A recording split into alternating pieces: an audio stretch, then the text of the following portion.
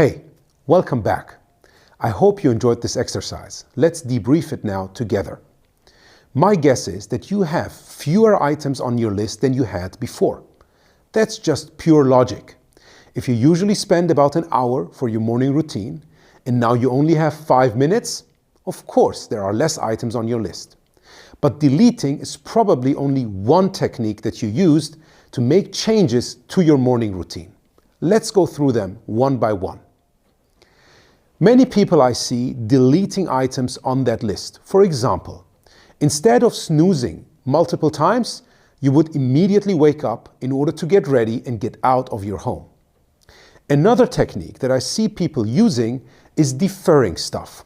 So for example, instead of having breakfast at home, they grab a muesli bar or prepare some food that they can have later on their commute or at work.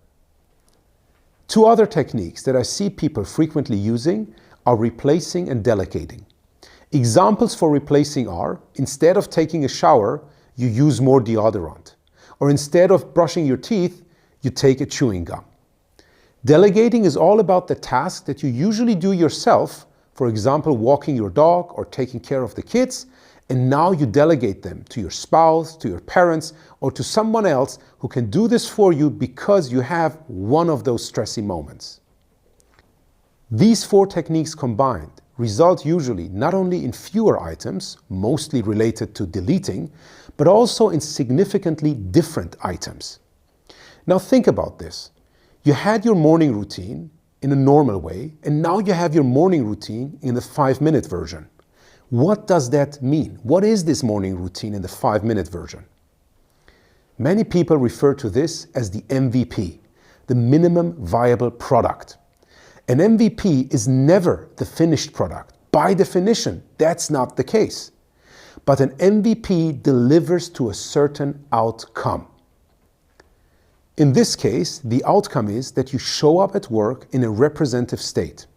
I bet none of you skipped the part or the task of putting on clothes. You wouldn't show up at work naked or in your pajamas.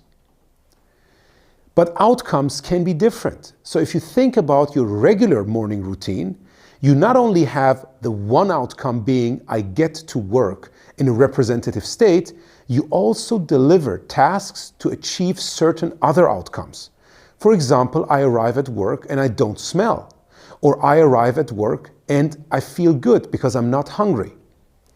So the regular version of your morning routine or the regular version of your product delivers towards certain outcomes.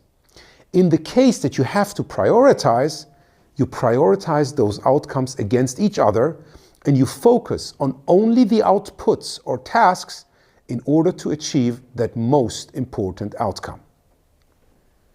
In our next video, I will give you an example of a product that we worked on where we applied user story mapping, thinking about various outcomes and thinking about the outputs that we would prioritize accordingly. I'll see you there.